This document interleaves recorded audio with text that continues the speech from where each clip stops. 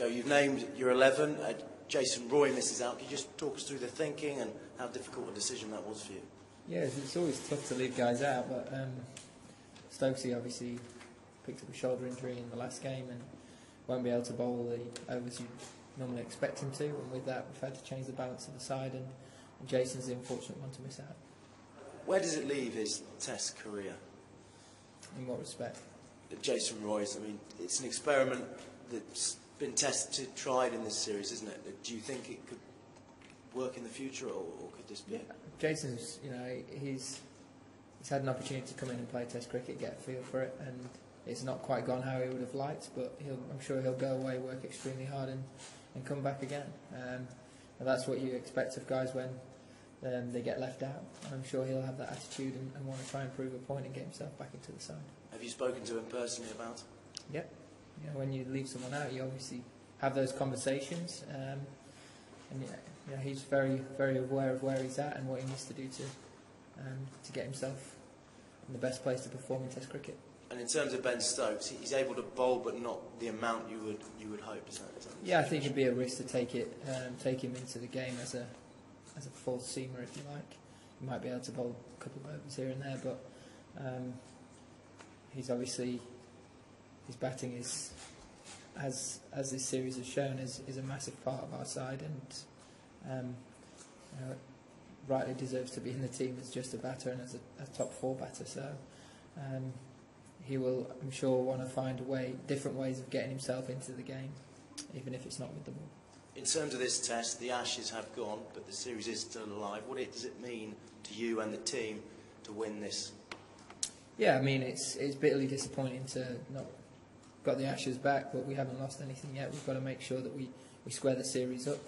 And there's a Test Championship points to play for as well, which down the line could make a huge difference. So there's plenty to play for. Guys are fully aware of that, and they're very determined to make sure that we finish the series 2. Inevitably, when you lose an Ashes series, the spotlight comes on you and your captaincy. How have you dealt with that this week? Yeah, as I said, we've not lost anything yet. Of course, we're disappointed not to win them back, but fully focused on making sure we do everything we can to finish the series 2-all. In terms of my own captaincy, I know the direction I want to take this team in forward, and it's about starting that now and not after the series, trying to make sure that we use this as a stepping stone, win this game, and then have a really strong winter and move forward as a group. Do you feel the captaincy does affect your batting? No, I mean, it's been a tough year for batting. It's been tough on both sides. I think, of course, not performed how I would have liked, but that's part and parcel of Test cricket. You've got to keep trying to find ways of counteracting difficult passages of play and good bowling, and I'll continue to keep working hard at that and trying to improve my game. Joe, it's been a long summer. I was standing here at the Oval actually thinking back to when we were here with all the World Cup celebration. That's always going to be part of this year of English cricket history. I wonder if you think whatever happens this week, do you think this deserves to be seen as a successful year for English cricket? Absolutely. To win the first 50 over World Cup is a huge achievement for English cricket. So absolutely should be seen as a successful year. But we've got a chance to level this series and make it slightly better than it looks right now. So that's the full focus of the group. And we've just got to make sure that we win this game. And in terms of captaincy, I guess it's quite easy if you're a captain and you can just make sure that Steve Smith's got his bat and he's averaging 134. I mean, you can be, I suppose you could be a good captain even if the team's struggling. Do you think that actually when you look at the captaincy you feel positive about the way you've gone about it, even if results haven't gone your way? Yeah, I've thrown everything into it. Absolutely, given everything can, and sometimes you get outplayed. Sometimes you come across someone who's in the form of his life and playing some very good cricket. And we've had some challenges throughout the summer. We've had quite a few injuries. Weather's intervened in certain parts of games, which has hindered us slightly, and the series could have looked slightly different, but they're all ifs and buts, and we're a side that don't like to use excuses, and you have to give credit to Australia as well. They've taken the chances when they come, and they've had guys that have really stepped up in these conditions, so we've got to learn. We've got to learn fast. But as I say, it's got a clear direction of how I want to take this team forward. So, fully focused on doing just that. Just finally from me, do you think there can be guys in this 11 in this Test match who are playing certainly for their winter or maybe even their longer term Test future? Are they playing for their winter, I guess, but also for a longer term Test future? You're playing for your country, and that's the fundamentals of it. Got some very passionate guys that are very proud to represent England. However you motivate yourself, whether it's getting yourself on a winter tour, trying to get yourself a Test 100, 5 for, doing everything you can for the guys around you. However, whatever it is that best motivates individuals, I think it's really important that they harness that this week and take it forward. But ultimately, being part of a national team is carrot in itself. We'll go with Rory, Paul, and then down. Joe, just perhaps we could talk about Sam Curran for a minute. Maybe your thoughts on how unlucky he might have been this summer not to get in the series until now, and what you expect from him this week. Well, he's a competitor. He'll come out this week and he'll try and show everyone how good a player he is. It has been unfortunate and frustrating for him. He's probably had a summer with coming back from the IPL, picking up an injury, World Cup coming when it did, not playing a huge amount of red ball cricket coming into this series. It's sort of fallen against him slightly, and I think that's frustrated him. But one thing that he'll always do is he'll come back and he'll try and prove a point, and he's continued to work very hard. He's got an opportunity to play this week, and I'm sure we'll see that fierce competitor that we've already seen in Test cricket so far. We spoke to Trevor yesterday. Obviously, it's his last game with you guys. He said he was a harsh marker and he gave himself 5 out of 10. Your thoughts on Trevor? Would you give him a slightly higher mark than that? I'd give him a slightly higher mark than that. I think that sums him up, really. Quite a modest bloke that sort of wants to slip under the radar, doesn't like any fuss or attention, and tries to put it back on the players. I think what he's done for this, for all teams, he's been a part of some very special wins in Test match cricket, some series home and away, which should be extremely proud of as a coach. And then the way he's obviously transformed white ball cricket and been a part of that journey is incredible, really.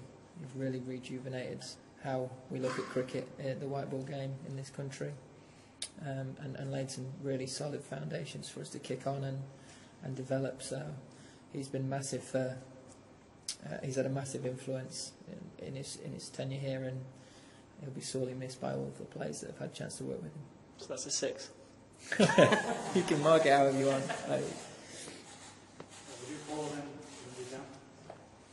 Joe, you said you've got a clear idea of the direction you want to go in. Could you elaborate on that a bit? Is that a different direction? Is that different personnel? Different way of doing things? I think in terms of personnel, things might change as they have done for a while, but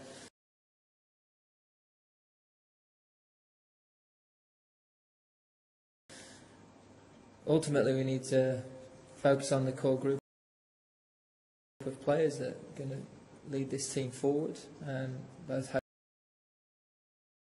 and away, and then build from that and build towards winning in Australia, and use the next 2.5 years to focus on putting in a winning tour down under.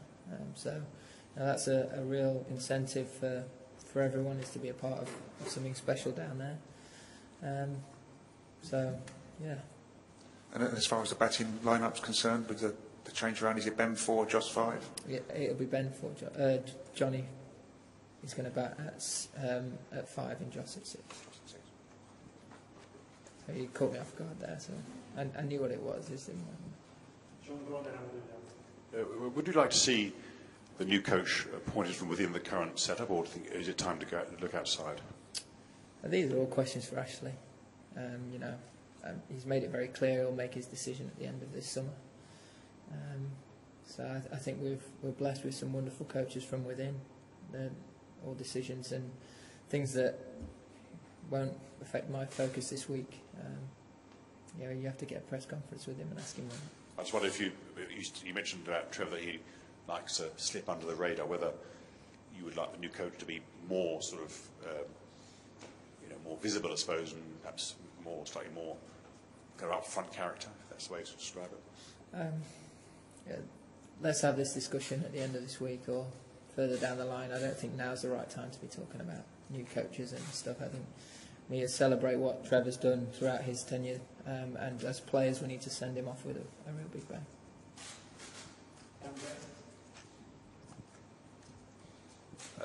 Joe, just one about pitches. Both Trevor and Jimmy Anderson have spoken about wanting to see a bit more green grass on the pitches than you have at this series. You've been out there in the middle, and it's been a pretty hard series for batsmen all round. Would you like to have seen more green grass on the pitches, or how do you view that? And I guess England playing Test cricket at home generally in the pitches. It's not been pleasant to bat on. Of course, you come to England, you expect the ball to move around, you expect it to swing, to seam. I think it has done that this summer, and you can look at surfaces, and it's been a very strenuous season for all ground staff as well, and with the amount of cricket, the volume of cricket, World Cup cricket, stuff that they have to do around county cricket as well. It's not always as straightforward as we'll produce this perfect wicket for Test cricket in this country, and you can look at that, but ultimately, whatever you play on, you've got a winner, and that's the fundamentals of it. It doesn't matter what surface you're on it. You've got to find a way to win the game. You just talked about the motivation of earning points in the World Test Championship. If you win this game, you'll get 24 points, but if it's a two-test series, you'd get 60 points. What do you think about that? Yeah, it's interesting. You'll see throughout. I think there'll be different series that come around. So Sri Lanka's, I think, worth 60 points for a two-match series, where this one's worth a lot less. It is what it is. You've got to. Every point will count at some point. The more games you win, the more likely you are to get to that final. So. It's just not a bit strange that some Test matches mean more than others, points-wise. Yeah, I think it, like anything, when it's something new, it'll have some kinks in it that need ironing out along the way. But I think it's great to have an incentive behind every Test match and for every game to mean something. So, although it might seem like it's not the perfect model right now, it's certainly better in many ways. So. Joe, you opened the batting in Test cricket at times. Like, is this the era, like the toughest era to be a Test opener? Just when you look around the world during your time with the new ball attacks that are going on. If you ask me, I'd say so. I mean, I've not actually opened out there, but on a odd occasion I've been out pretty early on, and it's been tough. You're looking at someone like David Warner's record everywhere else around the world is pretty strong, and this series has found it tough. It's hard work, and I think you look at someone like Rory and the way he's played. I think that shows where his game's at, and how mentally strong he is, and that he's got what it takes to perform in Test match cricket. So I'd say in difficult circumstances, difficult conditions, you learn a lot about certain players, and I think a number of our guys have stood up to that throughout this series anyway, and some real positives from that. But I'm sure if you ask a lot of previous openers, they'll probably say I'm talking rubbish, but I think this series is particularly difficult, especially in England, to open the battle. Gentleman here and the official. Just wondered if there's any fresh inspiration on how to get Steve Smith out, and whether you could maybe sum up the enormity of his achievements this series so far. Yeah, we'll keep looking at different ways for sure. Try different things. He's played extremely well. He's not really given many chances, but we feel like a number of occasions his first 20 balls we've beaten the bat a lot, and could have been very different, but he's managed to ride that out well, and when he's got in, he's made it really count. And little things like that no ball could have made a big difference.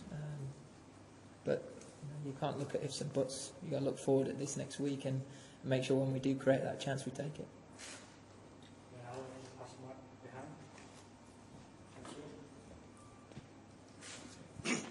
Joe, you talked about balancing batting and captaincy, and also your blueprint for sort of going forward. Do you see yourself batting at number 3, sticking in that position? I am going to this week, so And beyond this week? we'll see. Cheers. Thank you. See you tomorrow.